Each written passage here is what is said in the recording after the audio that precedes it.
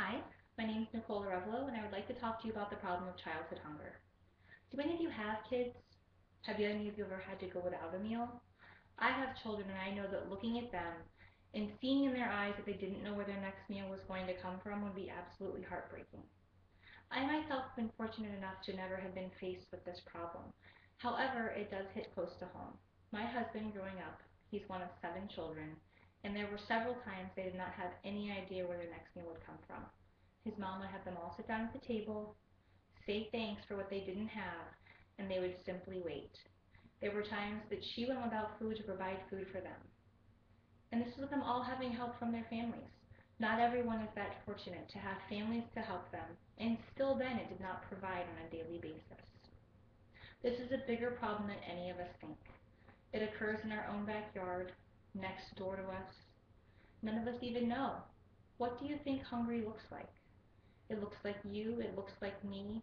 It doesn't necessarily have to look like the homeless person down the street. So today I would like to speak to you about what magnitude of a problem it is in our country, what causes it, and what we can do to fix it.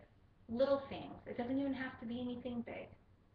So let's begin by discussing, first of all, some results from our survey. After speaking and asking the questions of all of our class on the survey, it's been brought to my attention that 80% of you surveyed know someone receiving food stamp assistance.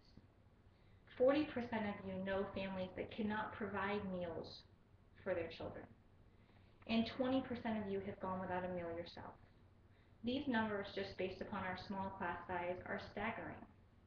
When you look at facts given by the U.S. Census Bureau and the U.S. Department of Agriculture, you see that 29.2% of children in our country go without meals. This is throughout the whole country. The hungriest state, speaking of children, is New Mexico, with a hunger rate of 30.6%. That's a huge number. That's almost half the population of a state. Is it the kids' fault? No. They've done nothing to deserve this. Is it a problem? Most definitely. Scientists at the National Cancer Institute found that children that go hungry just once in their life are 2.5 times more likely to face overall poor health 10 to 15 years down the road as adults from just missing one meal a number of times and going hungry. This is nothing they asked for once again. According to Sharon Kirkpatrick with the NCI, childhood hunger is very damaging to a child emotionally, physically, and psychologically. What causes this, you might ask? Finances is one of the biggest causes. I know even during the drop in employment rates in construction years ago, my own family, we had to give up our home and move, give up a car. We were fortunate and blessed enough to never go without a meal, but that doesn't happen all the way around. The fact of the matter is, many families lose jobs, lose their homes, and end up living out of a vehicle.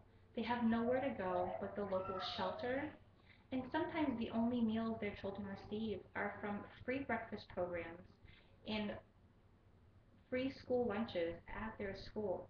So what do you do when school gets out? Well, let's discuss some solutions. One major solution, and one that's very common in the United States, is the SNAP program. It provides food stamps, WIC for mothers with young children and pregnant women, and although some people do take advantage of the system, it has become a very popular way for a lot of families, most of them responsible with the tools to feed their families. There's also NoKidHungry.org, which works with local schools, government agencies, private citizens, not-for-profit organizations to provide meals, things called kids cafes where they offer meals year-round, even during summer months. They offer free meals at school. Every child is eligible for free breakfast, not based upon income, and they ensure that families receive the meals that they need.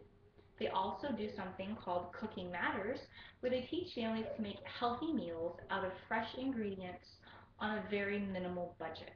They teach them how to stretch a dollar and provide healthy eating options for their family.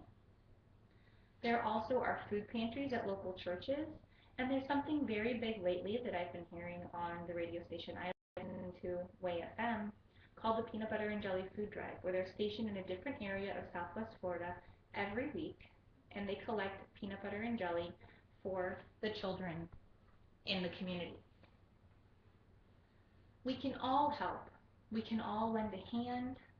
We can all look at the person next to us and know that it's very possible that they are hungry, and know that it's not necessary for them to go without.